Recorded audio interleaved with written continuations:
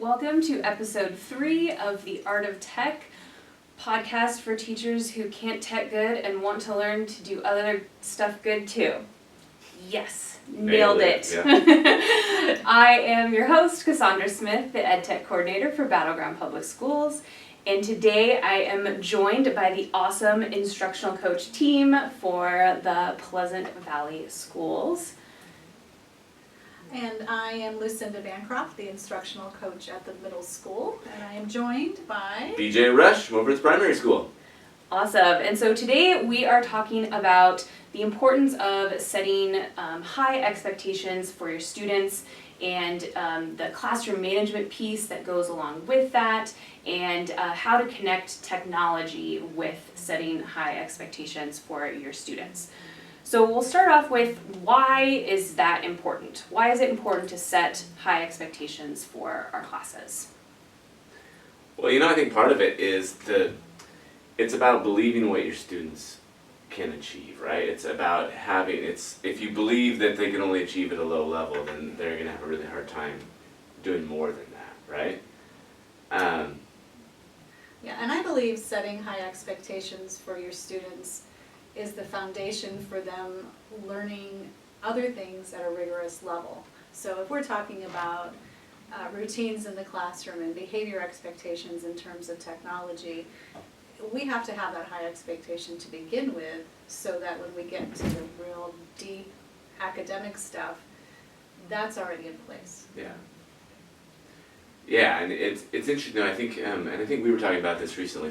That high expectations, it can't just end it that you think that they can do great things, right? There's a lot that has to come into that, right? Your teaching has to come into it, right? You have to follow up with that belief with actually taking some teacher actions to help the kids act on the belief that you have that they can achieve, right?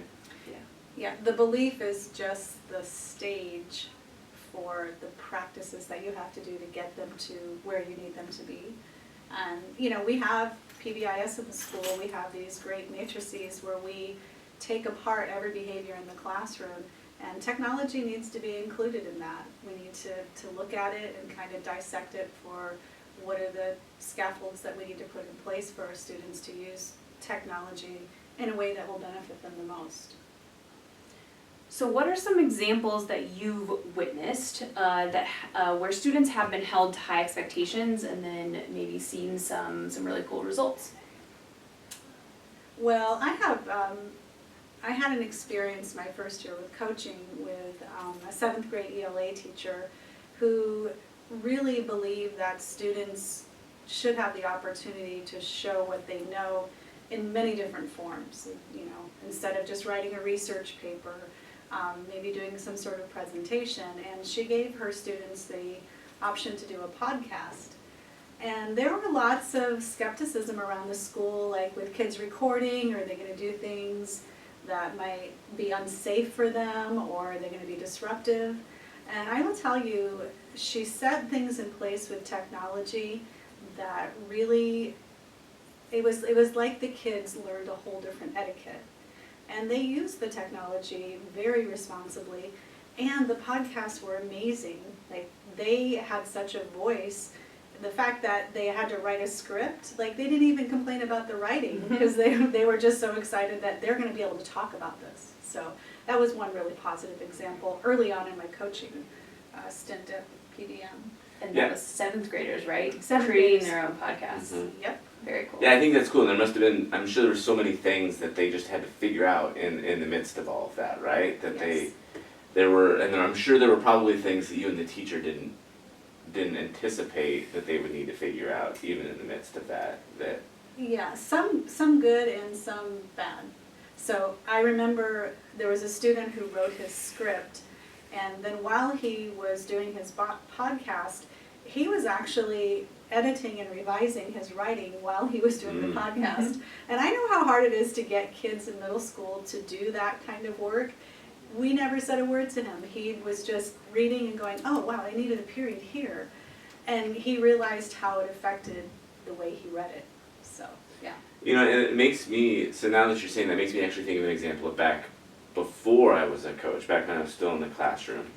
And that there was a project we were working on that, there's a lot that I would change something about the project as a whole and whatnot. My students were, they were working on creating book review blogs, right? But one of the things that came out of that though, or that I noticed during it, I suppose, was that they had I wasn't going to teach them everything about how to do a blog because I didn't have I'd messed around with Blogger some and whatnot, and I knew the basics, here's how we're going to get going. But there were a lot of things about decisions that they needed to make about what they wanted it to look like, and I didn't know. It was okay, we'll go in and check that out, right? And there were things in the midst of all of it that it was oh, well, what should we do about this? But I had that high expectation. I knew that they could handle this, right? They could go and figure it out. They had enough background in general things that they were going to be able to handle this. And to leave it open to, okay, well, let's work together as a team and make the best thing that we can. And I think that's one of the things that tech allows us to be able to do when we are open to being a little bit vulnerable, which is really hard for a lot of people when we're doing tech. So true. Right, I've worked with some really fantastic primary teachers at Tukes. I worked with Andrea Johnston, was the art teacher there, and we created stop motion videos with 2nd and 3rd grade and 4th grade students.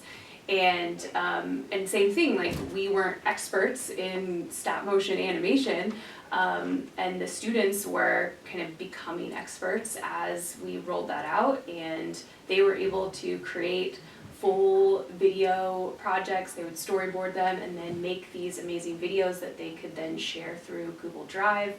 And then Becky Ranieri, with her 3rd graders, they were doing projects on water preservation, and they used WeVideo as 3rd graders to use the stock videos to put together water trailers for their projects.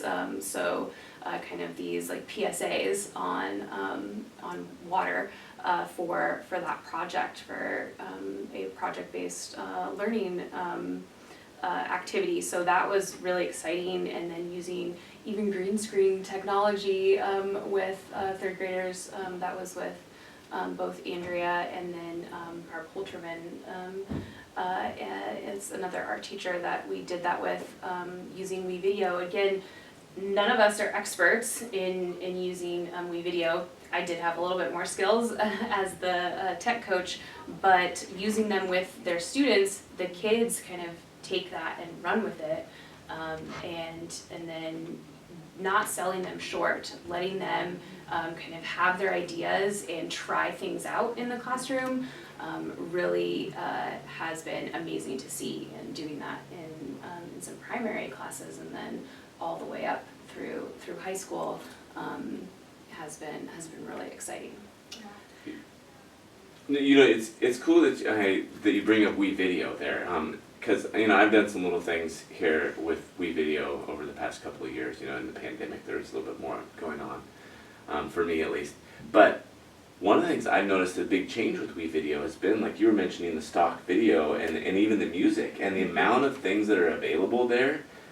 Because I think that can be part of the tricky thing with working with students is, getting enough of the video footage and where are you going to find all that, and it really does make it really possible for them to just go on and be like, yeah, we're going to grab this thing and then we'll put our little bit into here, and I think it really brings the ceiling up on what's possible there with having all that stock footage. And, Yep. Yeah, kids get really excited making a professional YouTube quality video where they become content creators, and so the excitement there, the engagement there is really cool to see for those videos. Which reminds me of an example that just happened recently. I was walking through the media center at our school at Pleasant Valley, and I noticed our media specialist was sharing with her students the expectations for how to behave in the library. And she was sharing videos of students actually teaching the expectations. And I thought it was funny because they were students from a school that I was at previously, that they're probably in high school now, but they were middle schoolers at the time. And I just stopped and I looked at the students at Pleasant Valley watching this video, and they were hung on to it. They were completely engaged, and because it was their peers, it was their colleagues that were telling them this, not a teacher going over the rules. So I think that increases buy-in tremendously for our kids, particularly at the middle school level, when friends are everything to these kids. Mm-hmm. Yeah, I think the kids being included in the making of that is a big part of that buy-in, right? Having them have ownership, and it makes me wonder about like the possibilities for even like you're talking about a situation where you can hold on to that video and use it from year to year. But what are the possibilities even within the year where the kids can do some kind of creation? Maybe they're not making new videos every year, but what can those kids do that helps create the reminders of those expectations within the year? Or we have our the ed tech, the battleground, the background, the wallpaper on the computer, right? But can they make little things like that are the reminders to everybody about what to do? And I think that you could get kids involved in a creative endeavor that is also supporting those, and that's going to create more ownership. Yeah, like as well. Students could use a Google slide. You could create a template for students to make their own version of that for your class. Yeah. You can use Google Slides, Google Drawings, Canva even, to create like your own cool poster that fits maybe with your class theme, to go with that. That'd be a really cool idea.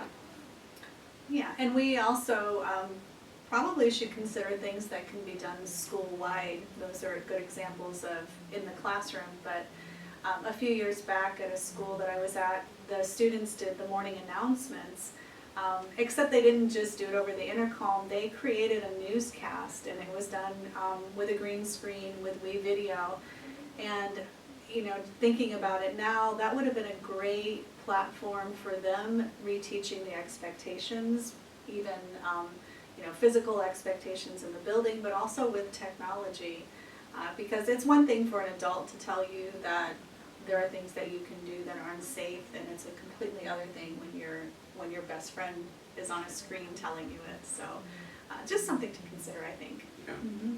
Great idea.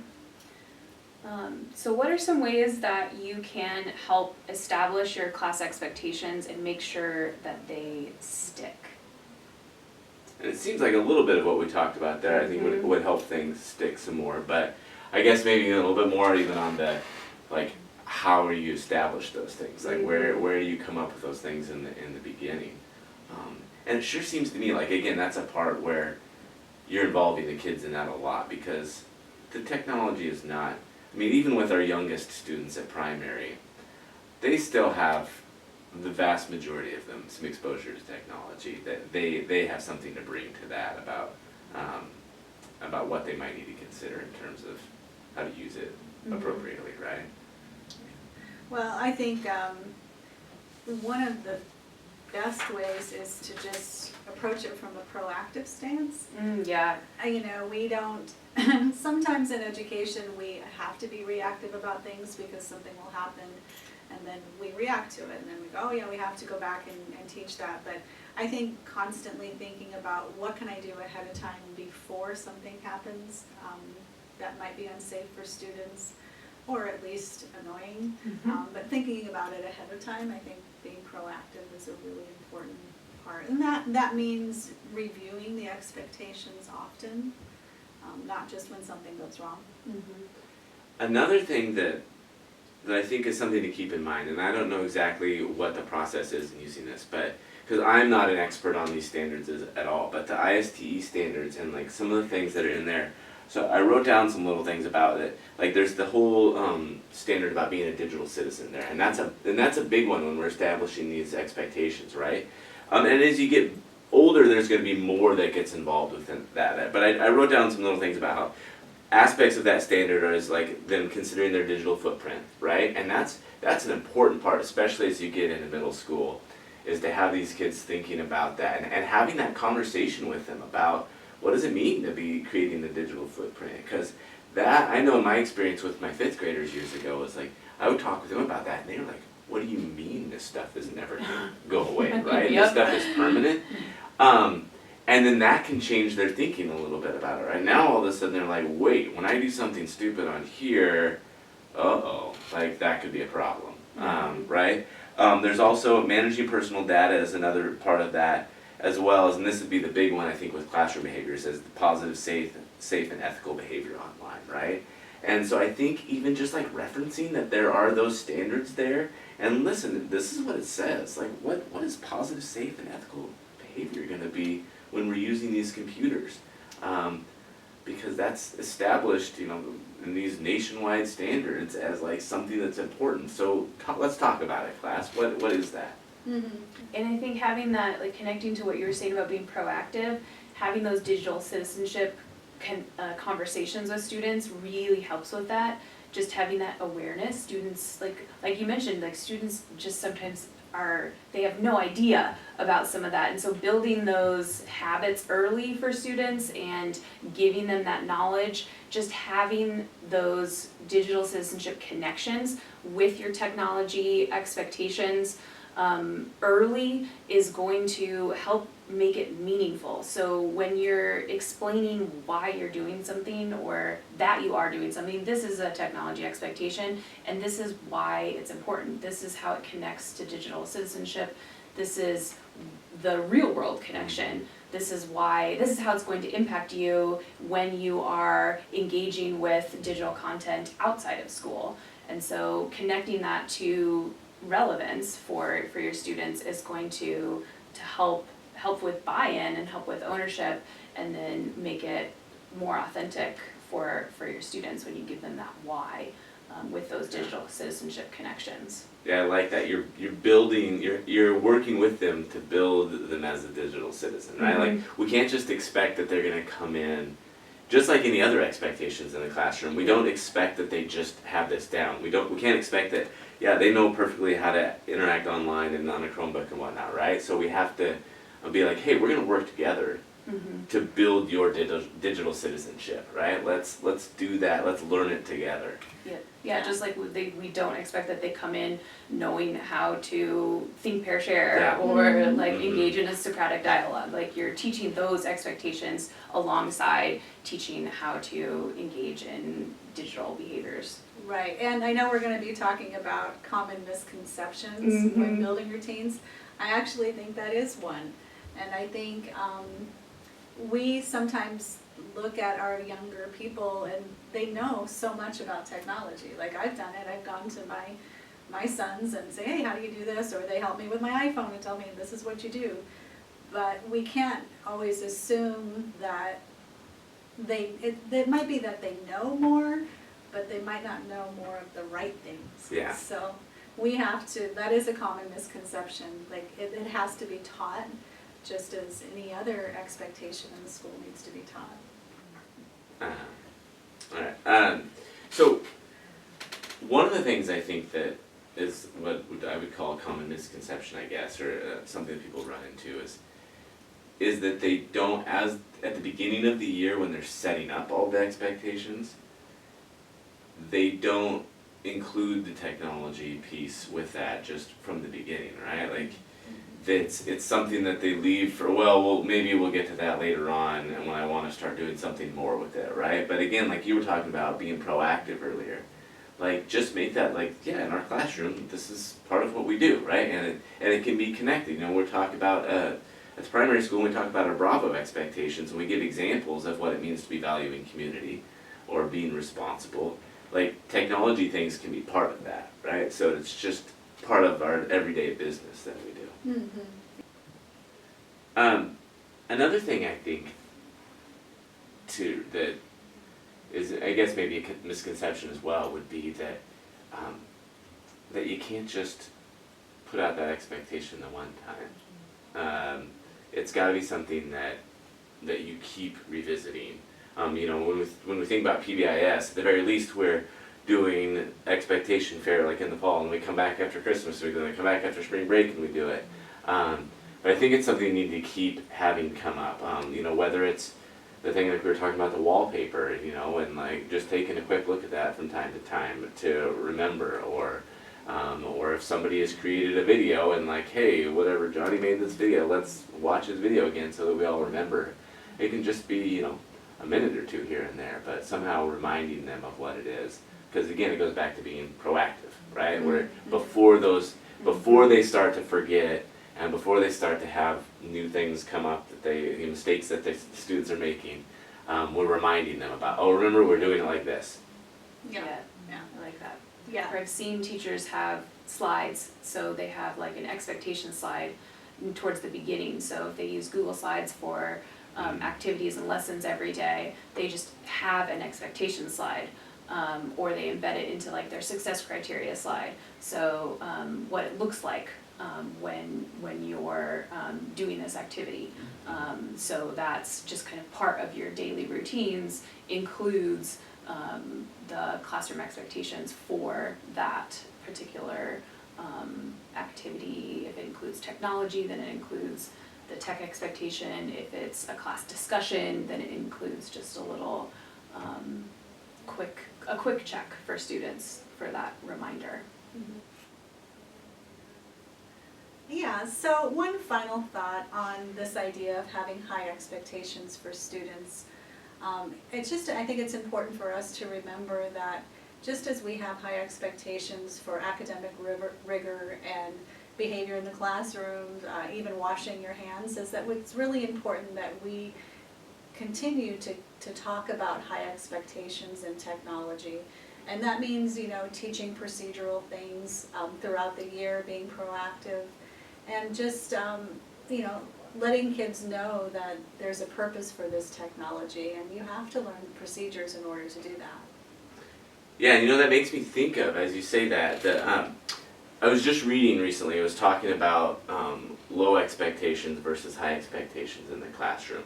And one of the things that it was defining as a low expectations would be more of if your communication with the students is really all focused on the details of the activity and the procedures, whatever, completing that activity. If the communication stays at that level, what are the steps to get this done? As opposed to when you're communicating the learning intentions and the success criteria with the students. And that goes into the relevance aspect of it too, right? It's like, I am doing this thing, these steps are to take me to this learning, that I think that changes things a lot. You're gonna get a lot more engagement from the students. And they're gonna be able to be aware of the learning that they're doing in a much different way than if they're just meeting whatever this step-by-step thing is. So I think we just need to keep that in mind, both with tech and without tech, is that we're here, the kids are learning, right? All of this is we need to have them, they're trying to accomplish something, right? It's let's have you use these tools to accomplish this learning. And I think that just really kind of changes the... Yeah, it could mean the difference between engagement and compliance. Yeah. Yes. Mm-hmm. Yeah. Awesome. Thank you guys so much for joining me today on our episode on setting high expectations. And tune in next week for our final episode in the theme of introducing technology in the classroom. And this one will be on the importance of modeling technology. Thank you very much. Thank Thank you. you. It's great Thanks to for be here. having us. Yes, I have to work I do. very hard to It have is. It's conversational nice. voice. I have to look at people otherwise. Yeah. So we don't have to ever look at the camera, right? No. I'm ignoring that camera. Now's when we Yes. start the outtakes. Yes. Exactly. Because this is really the important one, is this recording. At the end of the year when she makes the outtakes video, that's what Yes. we want to start.